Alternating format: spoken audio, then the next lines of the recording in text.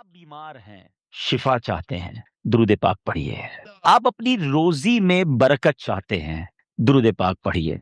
आप कर्जे में हैं और कर्जे से निकलना चाहते हैं, आप दुरूद पाक पढ़िए। आप दुनिया में जिल्लत और रुसवाई से बचकर इज्जत चाहते हैं, आप दुरूद पाक पढ़िए। आप टेंशन फ्री लाइफ चाहते हैं, कोई मुसीबत परेशानी में फंसूं ना, आप दुरूद पाक पढ़िए। आप चाहते हैं कि मरते वक्त कलमा नसीब हो जाए, आप दुरूद पाक पढ़िए। आप चाहते हैं मरते वक्त नबी पाक अलैहिस्सलातु वस्सलाम का दीदार नसीब हो, और ऐसा दीदार नसीब हो कि कौनैन के वाली अपने हाथों से कब्र में उतारें, आप दुरूद पाक पढ़िए। आप कब्र में नबी पाक अलैहिस्सलातु वस्सलाम के जलवे चाहते हैं, आप दुरूद पाक पढ़िए। आप मुनकर नकीर के सवालात में साबित कदमी चाहते हैं, दुरूद पाक पढ़िए। सुनो, कब्र में नबी पाक नजर आए और उनकी पहचान चाहते हैं तो दुरूद पाक पढ़िए। बरोज़े महशर जब सारी दुनिया उठेगी, आप नबी पाक के परचम तले उठना चाहते हैं, लिवाउल हम्द के साथ उठना चाहते हैं, आप दुरूद पाक पढ़िए। हौज़े कौसर पर बड़ा रश होगा, मगर नबी पाक के हाथों जामे कौसर चाहते हैं तो दुरूद पाक पढ़िए। आप पुल सिरात पर घबराते हुए नहीं, साबित कदमी से गुजरना चाहते हैं, आप दुरूद पाक पढ़िए। और सुनो, नबी पाक के साथ जन्नत में जाना चाहते हैं तो दुरूद पाक पढ़िए। मदीने जाना चाहते हैं, सरकार के रोजे पे जाना चाहते हैं, आप दुरूद पाक पढ़िए। और सुनो, मेरे आका का दीदार करना चाहते हैं, फिर भी दुरूद पाक पढ़िए। अब मैंने जितनी बातें बयान की हैं, अल्हम्दुलिल्लाह तकरीबन इन तमाम बातों के पीछे हदीस पाक मौजूद है। जिनका मुताला है वो समझ रहे होंगे कि तमाम बिशारतें, ये तमाम रिवॉर्ड्स, ये तमाम इनायतें मेरे आका अलैहिस्सलातु वस्सलाम ने अहादीस में बयान फरमा दी हैं। अब मुझे बताओ और क्या चाहिए। एक मुसलमान को अपनी जिंदगी, अपनी मौत, अपनी कब्र और अपने हशर के बारे में जो कुछ चाहिए मैंने सभी तो बयान कर दिया। आप इज्जत वाली जिंदगी चाहते हैं, आप रोजी रोजगार में बरकत चाहते हैं, टेंशन फ्री लाइफ चाहते हैं, जलील और रुसवा ना हो ये चाहते हैं, प्रेशर में ना रहें ये चाहते हैं, कलमे वाली मौत मिले, नबी ये पाक के दीदार वाली मौत मिले, कब्र में आका के जलवे हों, महशर मेरे आका के साथ हो, और चाहिए क्या? अल्लाह अकबर, ये है वजीफा दुरूद पाक। हम इसको पहचान ही नहीं सके, ये इस दुरूद पाक की बरकतों को जान ही नहीं सके। ये चाबी है सक्सेस की, it is the key of success. Every problem का सॉल्यूशन दुरूद पाक में है। ऐसे नहीं लिखा शायर ने कि दुखों ने तुमको जो घेरा हो तो दुरूद पढ़ो, दुखों ने तुमको जो घेरा हो तो दुरूद पढ़ो, जो हाजिरी की तमन्ना हो तो दुरूद पढ़ो। अल्लाह करे कि बस इसको रियलाइज कर जाएं और अब अपनी जिंदगी में दुरूद पाक को बिल्कुल शामिल, ऐसा शामिल कर लें। अच्छा, मैंने जितनी सारी बातें बताई ना, इन सारी बातों के लिए अलग अलग हदीस तो मौजूद है। मैं आपको अलग एक और खूबसूरत हदीस सुनाता हूं जो इस बात को मजीद एलोबोरेट कर देगी। नबी पाक अलैहिस्सलाम की बारगाह में एक सहाबी आए, कहते हुजूर सल्लल्लाहु तआला अलैहि वसल्लम, मैं अपनी ज़रूरियात ज़िंदगी, खाना पीना सोना, अपने मामूलात के बाद अपनी लाइफ का 25%, एक चौथाई वक्त आप पर दुरूद पढ़ने में सर्फ करूंगा। नबी पाक अलैहिस्सलाम ने फरमाया, बहुत अच्छी बात है। हदीस का खुलासा है, थोड़ा बढ़ा लो तो और अच्छा है। कहते हुजूर 50% आप अपने वक्त को दुरूद पाक में सर्फ करूंगा। फरमाया, बहुत अच्छी बात है, लेकिन और बढ़ा लो तो अच्छा है। कहते हुजूर अब 75% दुरूद पाक में टाइम गुजारूंगा। फरमाया, और बढ़ा लो तो अच्छा है। कहते बस अब अपने जरूरियात के बाद हुजूर सारा दिन आप पर दुरूद पढ़ता रहूंगा। फरमाया, अगर ऐसा करोगे तो तुम्हारी सारी मुश्किलों के लिए काफी होगा, तुम्हारी तमाम जरूरियात के लिए काफी होगा। इट मीन्स ये सॉल्यूशन है। हम परेशान भी होते हैं फिर भी दुरूद नहीं पढ़ते, हम कर्जे में होते हैं दुरूद नहीं पढ़ते, हमारे कारोबार की प्रॉब्लम आ जाती है हम दुरूद नहीं पढ़ते, हम बीमार हो जाते हैं हम दुरूद नहीं पढ़ते, हालांकि सबका इलाज है। सुभान अल्लाह। तो अब आज इस खूबसूरत इज्तिमा में आए हैं, ये पहले रियलाइजेशन लेकर जाएं कि मैंने अब अपनी जिंदगी में दुरूद पाक को बिल्कुल ऐसा शामिल कर लेना है जैसे जिंदगी में बहुत सारी जरूरी जिंदगी की चीजें शामिल की हैं। पहले तो मोहब्बत के साथ दुरूद पाक पढ़ लें, सल्लु अलल हबीब सल्लल्लाहु तआला अला मुहम्मद सल्लल्लाहु अलैहि वसल्लम। अब मैं एक और जहद की तरफ बात करना चाहता हूँ। फजीलत तो सुन ली, मजा भी बहुत आया, सुभान अल्लाह भी बड़ी जोर से निकला।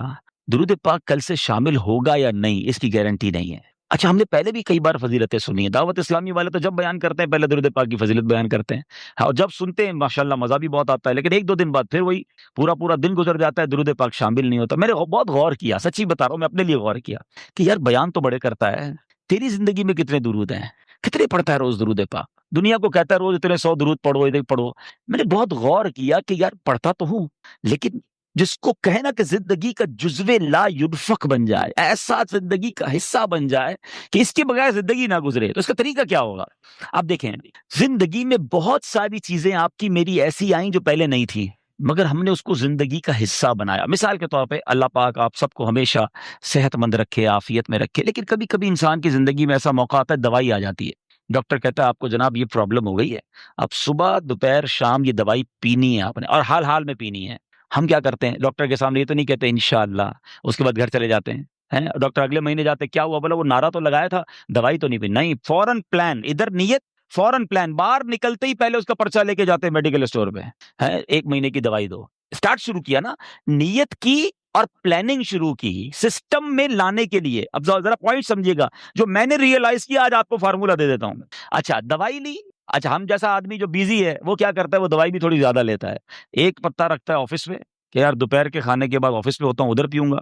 एक रखता है उधर जिधर बेडरूम में बेड होता है, हैं? और बच्चों को भी, बच्चों की वालिदा को भी कह दिया, अब ऑफ़िस वालों को भी कह दिया, भाई याद से मुझे दवाई पिला देना। सिस्टम बनाया ना, अब आपकी दवाई नहीं छूट रही है। आपकी दवाई तीनों टाइम हो रही है, लंच में भी खा रहे हैं, नाश्ते में भी खा रहे हैं, रात को भी खा रहे हैं। कैसे आ गई? लाइफ़ में तो नहीं थी। इन्वॉल्व किया आपने, प्लान किया, अब ये ज़िंदगी का ऐसा हिस्सा बनी कि आप दवाई नहीं भूल रहे हैं। ऐसी बहुत सारी चीज़ें हैं। मैं चाहता हूँ मैं दुरूद भी कभी ना भूलूँ। मैं रोज़ दुरूद पढ़ूँ क्योंकि मर जाऊँगा थोड़े दिनों में। थोड़े ही तो दिन रह गए लाइफ़ के। अगर ये पढ़कर ना गया, ये ज़िक्र-ओ-दुरूद ज़बान पर ना रहे, तो ये सारी नेकियाँ, बरकतें जो सुनता हूँ, वो कैसे मिलेंगी मुझे? अब सिस्टम कैसे बनेगा? अब मैंने जो अपने लिए बनाया, वो अच्छी नीयत से बता देता हूँ आपको। सबसे पहले अपने साथ तस्बीह रखना शुरू करें। तस्बीह जो है ना, ये ज़बान की लगाम है, याद रखें। कोई भी तस्बीह हो, आपके साथ होनी चाहिए। अच्छा, तस्बीह भी एक ना लें, आप तस्बीह लें 3-4। एक रखें अपनी गाड़ी में, एक रखें अपने बेडरूम में, जहाँ आप लेटते हैं ना अपने साथ उधर, एक रखें अपनी ऑफिस के टेबल पर। ये तस्बीहां आपको याद दिलाएंगी दुरूद बाकी है, जिक्र बाकी है। जिधर मौका मिले, आपको कोई कहे ना यार 5 मिनट में आता हूँ, 5 मिनट में मोबाइल ना निकालें और ब्राउजिंग शुरू ना कर दे, 5 मिनट में निकालें तस्बीह और आप दुरूद पढ़ना शुरू कर दें। वो 5 मिनट में भले नहीं 10 मिनट में आ जाए, मसला नहीं, मेरे 100 दुरूद हो जाएंगे।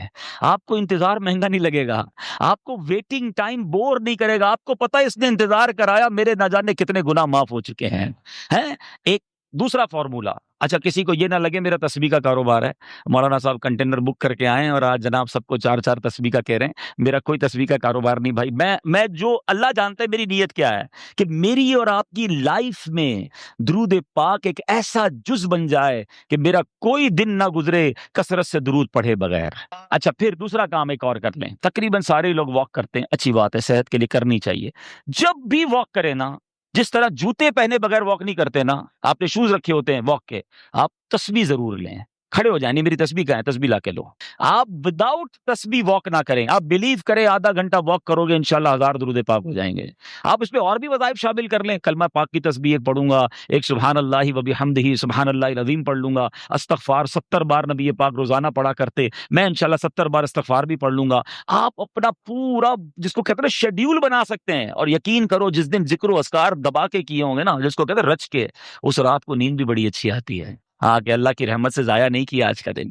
आज अल्लाह की रहमत से मेरे आका का भी ज़िक्र किया, अल्लाह का भी ज़िक्र मेरी ज़बान ने किया। अगर ये प्लान, इससे प्लान कब बनेगा? जब इसकी अहमियत महसूस होगी। कहेंगे यार मौलाना साहब इतनी सारी बातें बाकी हैं, पता नहीं किस मौज़ू को लेके बैठ गए। ठीक है, आपकी मर्ज़ी। अगर आपको आपको ये नॉर्मल और ऑर्डिनरी बात लगती है, वरना बिलीव करें हमारे असलाफ इतना ज़िक्र करते थे।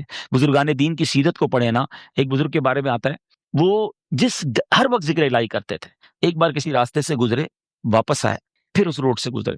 किसी ने कहा हज़रत अभी तो गुज़र के गए थे इस गली से। कहते हैं हाँ, गुज़र तो गया था मगर गुज़रते-गुज़रते अल्लाह का ज़िक्र नहीं किया था।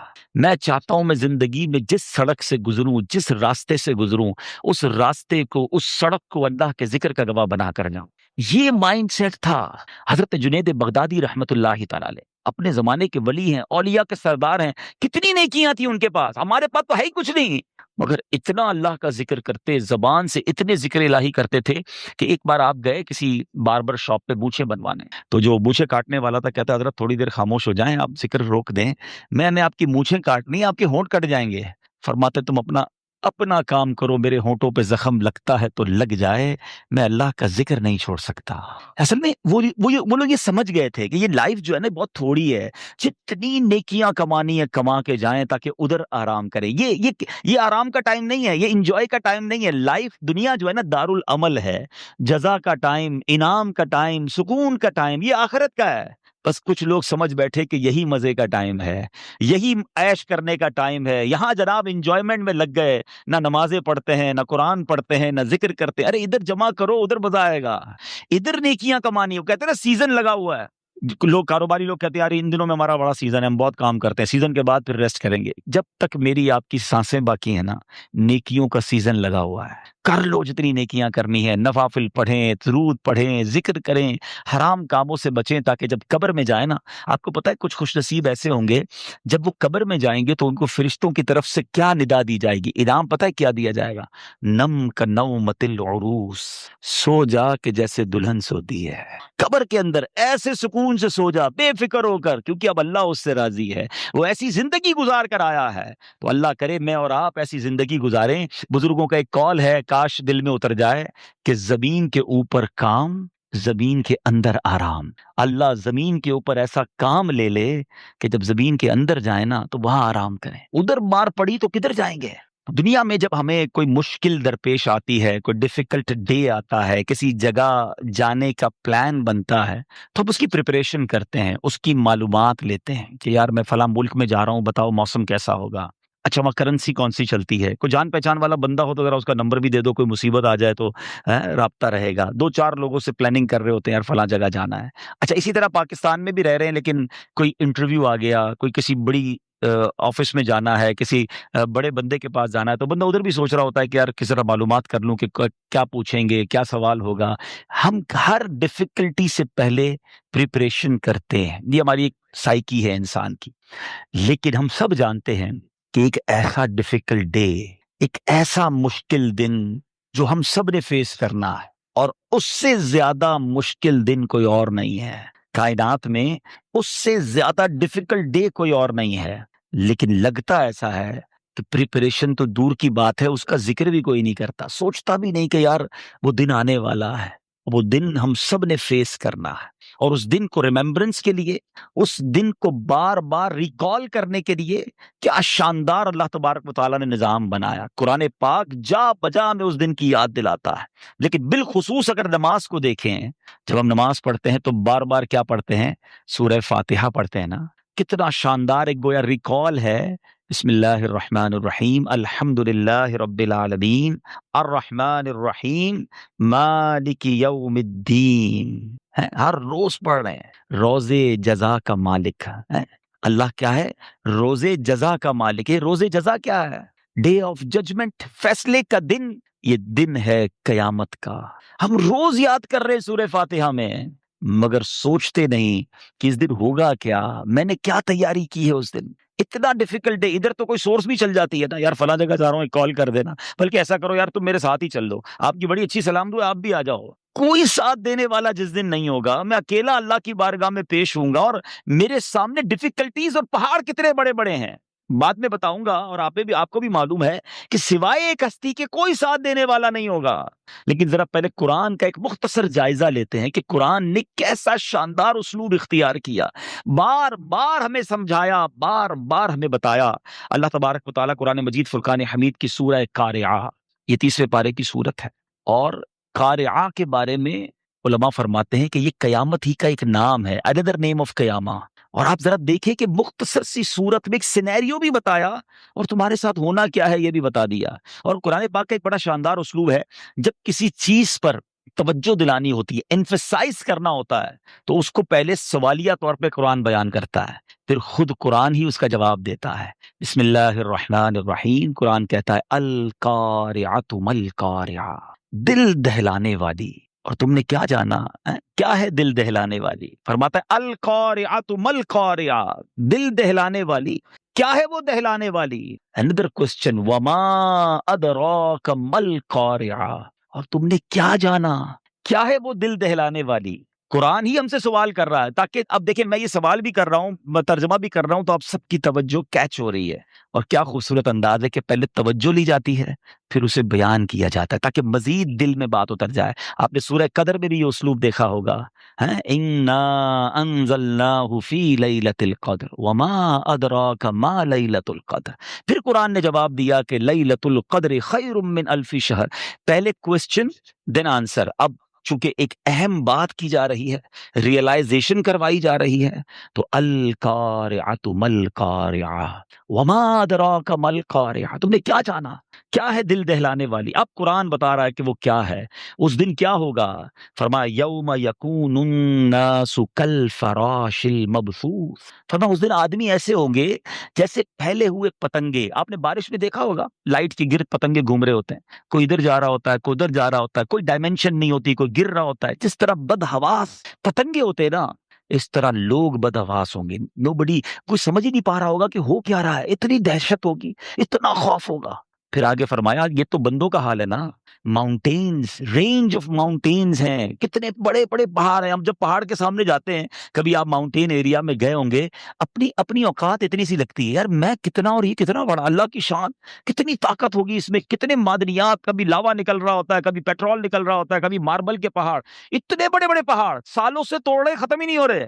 मगर ये सारे पहाड़ क्या हो जाएंगे। कुरान कहता है यौम यकूनुन नासु कल फराशिल मबसूस, आदमी होंगे फैले पतंगे। वल वतकूनुल जिबालु कल इहनिल मनफूश। कभी आपने देखा है वो रजाई बनाने वाला ऊन की रजाई बनाता है, डंडे में डंडा मारता है उसमें, तो ऊन उड़ रही होती है। फरमाया जैसे ऊन, धनकी हुई ऊन होती है ना, ऊन जिस तरह उड़ती है, ऐसे ये पहाड़ उड़ रहे होंगे। ट्राई टू अंडरस्टैंड कैसा दिन होगा। यानी अब आपको पहले उस दिन का सिनेरियो बताया कि इतना खौफनाक दिन होगा। अब हमारे साथ क्या होगा। अब फरमाया फअम्मा मन सकुलत मवाजीनु फहुवा फी ईशतिर रादिया। कुरान कहता है जिसकी तोलें, स्केल पे वजन नेकियों का भारी हो गया ना, वो बड़े मजे में होगा, वो चैन में होगा, वो ऐश में होगा। लेकिन दूसरी साइड क्या होगा, वो अम्मा मन खफ्फत मवाजीनु फउम्मुहु हाविया। जिसकी तोलें कम पड़ गई, तो फरमाया वो नीचा दिखाने वाली गोद में होगा। यानी बड़ी, जिसको कहें कि डाउन, बहुत नीचे चला जाएगा, बर्बाद हो जाएगा। लेकिन वो क्या है, फिर अब कुरान फिर वही अंदाज, वमा अदराका मा हिया, तुमने क्या जाना वो क्या है नीचा दिखाने वाली। अब खुद आंसर दे रहा है कुरान, नारुन हामिया, भड़कती हुई आग है, शोले मारती हुई। That is day of judgement. Within few आयात एक ही सूरत में सिनेरियो भी बताया और होना क्या है वो बताया, रिजल्ट क्या आएगा वो भी बता दिया। ये कुरान एक जगह नहीं, इतनी आयतें में बयान करता जाऊं कि बंदा हैरान हो जाए। सूरह जिलजाल, इदा जुलजिलतिल अर्दु जिलजालहा, एक ऐसा जलजला आएगा जमीन थरथराएगी। और कैसी थरथराएगी, वो अखरजतिल अर्दु अथकालहा, जमीन अपने खजाने बाहर निकाल देगी। जो कुछ जमीन में है, मुर्दे भी बाहर आ जाएंगे, खजाने भी बाहर आ जाएंगे। ऐसा जलजला होगा, ऐसा अर्थक्वेक होगा। मगर उसके बाद क्या होगा, वक़ालल इंसानु मा लहा, और आदमी कहेगा इस जमीन को क्या हो गया, ये इतना क्यों हिल रही है। यौमइज़िन तुहद्दिसु अखबारहा, फरमाया उस दिन वो अपनी खबरें बताएगी। आज बंदा कहता है यार ठीक है, मैं गड़बड़ करता हूँ, गुनाह करता हूँ, कोई देख तो नहीं रहा ना, दरवाजा बंद कर दो, लाइट ऑफ कर दो, फलां मुल्क चलते हैं, फलां शहर जाते हैं, अपने वतन में लोग जानने वाले हैं, उधर तो कोई नहीं देख रहा। ये जमीन गवाही देगी, कुरान कहता है। अभी थोड़ी देर पहले मैंने कहा ना कि एक बुजुर्ग का स्टाइल था कि जिधर से गुजरते थे जिक्र करते हुए, ताकि वो जमीन मेरी गवाही दे। मैं एक मशवरा भी दूंगा, जो ट्रैवलर्स है ना, घूमते फिरते रहते हैं, बिजनेस ट्रिप पे जाते हैं, वैसे ही बड़े टूरिज्म के शौकीन हैं, आप जिधर जाया करो ना, लालच करके उधर नमाज पढ़ा करो कि यार 2 रकत इधर भी पढ़ लूं। अच्छा इधर गया हूं किसी बिजनेस मीटिंग में, किसी मुल्क में, किसी शहर में, जरा रुको यार, वजू कर लूं, टाइम है, एक नमाज इधर पढ़ लूं। उस जगहों को अपने सजदों के गवाह बनाओ, अपने जिक्र की गवाह बनाओ। जमीन के बहुत सारे हिस्से तुम्हारी नेकियों के गवाह होने चाहिए।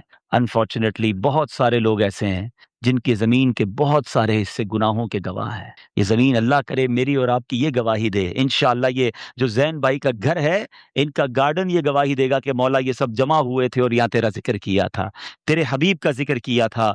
ऐ अल्लाह ये तेरे बंदे हैं और तुझसे मोहब्बत कर रहे थे। ये हम सब ने सोचना है। लेकिन बहुत सारे लोगों के ऐसे भी जनाब हिस्से हैं जिंदगी के, ऐसे गुनाह हैं कि जो जहां जाते हैं गुनाह करते हैं। वो गौर करें वो अल्लाह को क्या जवाब देंगे। कोई गवाह की जरूरत नहीं है, जमीन गवाही देगी। अल्लाह करे कि हम गुनाहों से बचकर जिंदगी गुजारने वाले बन जाए। आगे कुरान कहता है, ऐसी सूरत की जो आखिरी आयतें हैं, फमन यअमल मिस्काल ज़र्रतिन खैरन यरा, तो जिसने जर्रा भर नेकी की वो देखेगा। वमन यअमल मिस्काल ज़र्रतिन शर्रन यरा, जिसने जर्रा भर भी गुनाह किया वो देखेगा। आज बंदा कहता है थोड़ी सी तो बात है यार, कौन देख रहा है, हैं? चलता है हमारी मार्केट में थोड़ा बहुत झूठ बोलना चलता है, अब फैमिली है यार, फैमिली में थोड़ा बहुत चलता है, बच्चों की खुशी में चलता है। नहीं जनाब, जर्रा भर गुनाह भी दिखाया जाएगा। छोटी छोटी नेकियां छोड़ देते हैं लोग, नफल ही है ना, है सदका ही तो है, फर्ज तो नहीं है। अल्लाह के बंदो, मौका मिले तो नेकियां करते जाओ, क्योंकि ये जर्रा जर्रा नेकियां भी तुम्हारे नामा अमाल में लिखी जा रही हैं। और क्या मालूम, जब जरा गौर करें कि दुरूद पाक की जो मैं थोड़ी देर पहले अहमियत बयान कर रहा था, जिक्र व अस्कार की बात कर रहा था, जरा इमेजिन करते हैं एक बंदा है कयामत के दिन अल्लाह की बारगाह में पेश हुआ और स्केल लगाया गया, ठीक है। अब नेकियों का पलड़ा भी है, गुनाहों का पलड़ा भी है, और फकत एक नेकी कम पड़ गई। अब वो कितनी हसरत करेगा कि काश मैं दुरूद पढ़ लेता, 2 रकत नफल पढ़ने का मौका मिला था, पढ़ लेता यार, मैं सदका देने का रोज मौका मिलता था, एक सदका देता मेरा ये पलड़ा भारी हो जाना था।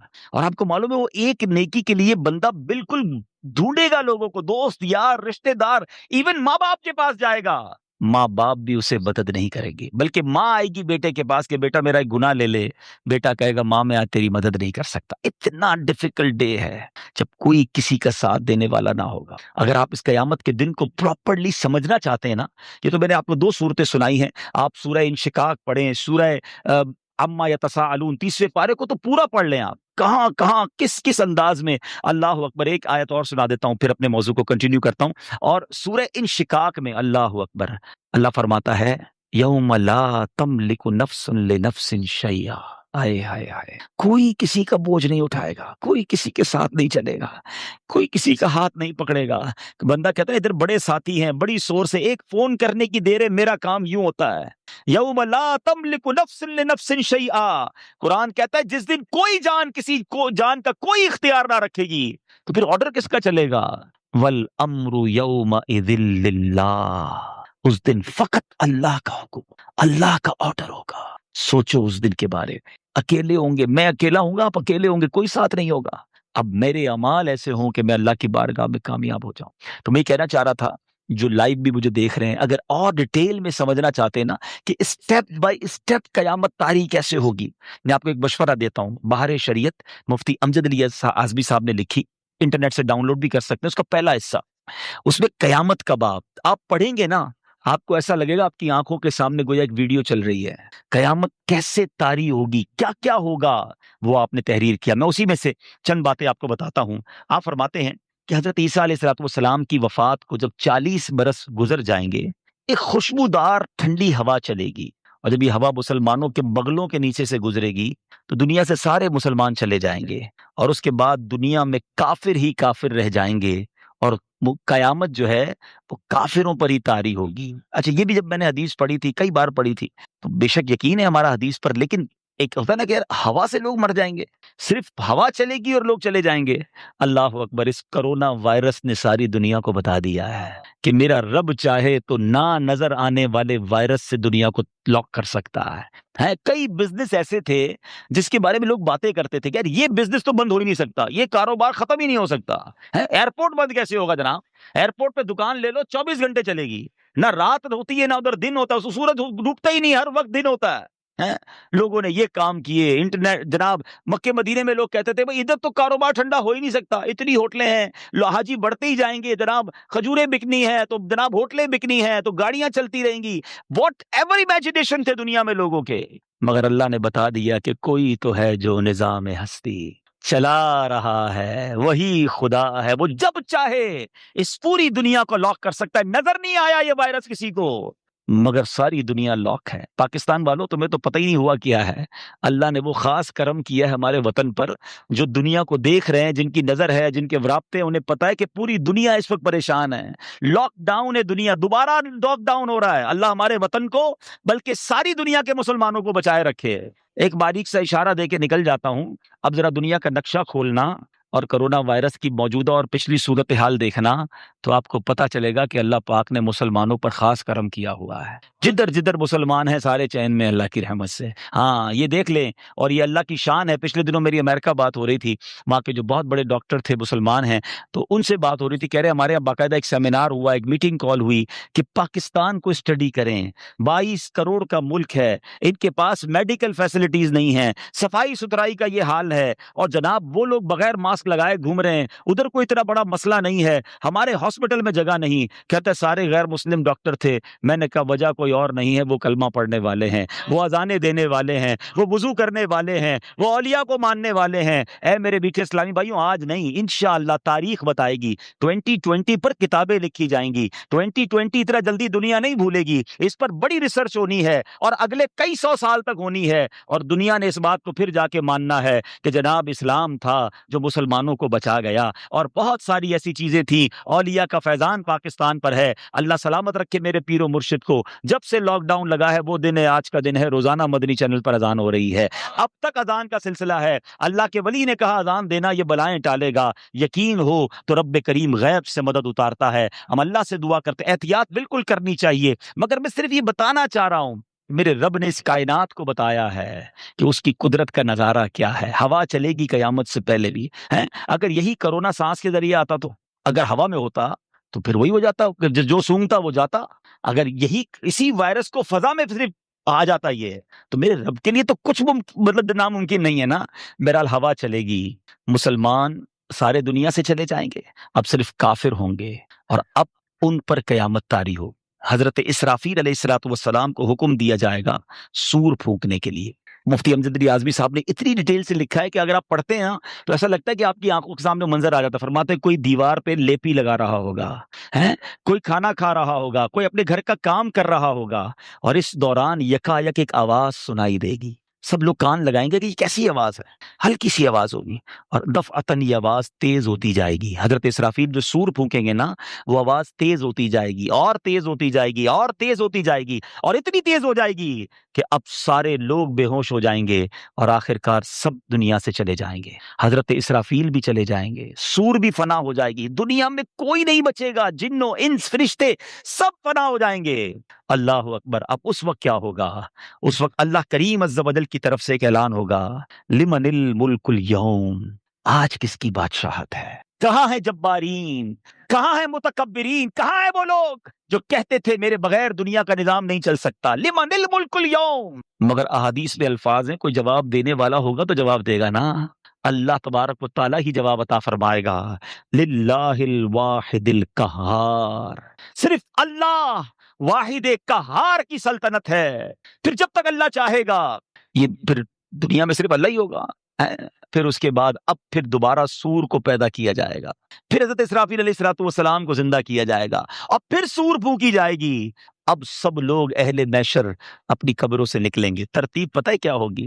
सबसे पहले मेरे आका अलैहिस्सलाम कब्र मुनव्वर से निकलेंगे, रोज़ा अनवर से, मदीना मुनव्वरा से। और सुनो, सिद्दीक़ अकबर रज़ी अल्लाह तआला अन्हु और हज़रत उमर फारूक की शान देखो कि नबी पाक के साथ हाथों में हाथ डाले ये भी मैशर की तरफ आएंगे। एक बार नबी पाक अलैहिस्सलाम सहाबा के पास आए, और हयात तैयबा में दाएं हाथ में हज़रत अबू बकर सिद्दीक का हाथ है, बाएं हाथ में हज़रत उमर फारूक का हाथ है, और तशरीफ लाए, फरमाया देख लो जैसे आज आए हैं, महशर के दिन भी ऐसे ही आएंगे। फिर अहले बकी, अहले माला, जन्नतुल माला, अहले बकी, और ये सब लोग अपनी अपनी कब्रों से निकलेंगे। मुल्क के शाम की सरजमीन पर ये मैदान सजाया जाएगा, सब लोग महशर के मैदान में पहुंचेंगे। जमीन तांबे की होगी, सूरज 1.25 मील पर होगा। पहले इतना पसीना लोगों को बहेगा, किताबों में लिखा है कि जमीन जज्ब करेगी 70 हाथ, 70 यार्ड्स पसीना जज्ब हो जाएगा। अब जमीन में भी जज्ब करने की ताकत ना रहेगी।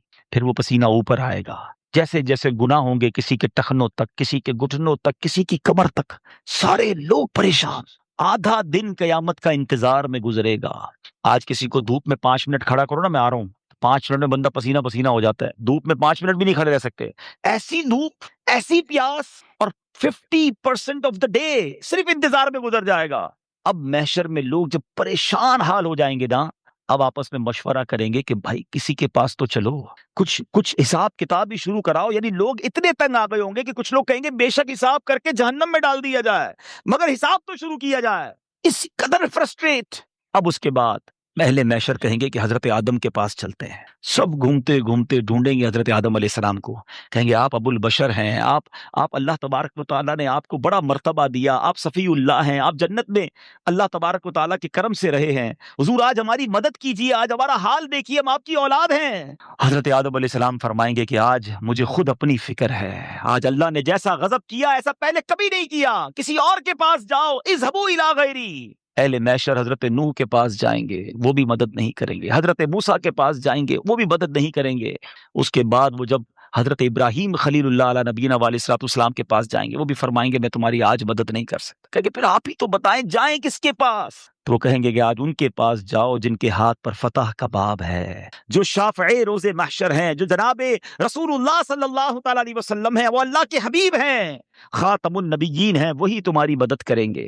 अब ये सारे महशर के लोग ढूंढते ढूंढते नबी पाक अलैहिस्सलाम के पास आएंगे, बड़ी उम्मीद के पास आएंगे, फरियाद करेंगे हुजूर हमारा हाल देखें, हमारी कैफियत देखें, हम आपके उम्मती।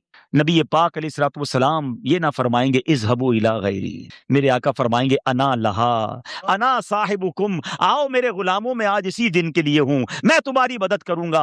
अब जरा मैं महशर की इस पूरे सिनेरियो को यहां रोकता हूं और एक सवाल क्रिएट होता है। ये सारी बातें तो हदीस में हमें पता चल गई हैं, तो हम कयामत के दिन नहीं जाएंगे हजरत आदम के पास? क्यों जाएं हजरत इब्राहिम के पास? क्यों जाएं हजरत नूह के पास? हम डायरेक्ट नबी पाक के पास चले जाएंगे। किताबों में लिखा, नबी पाक ने सहाबा को बता दिया।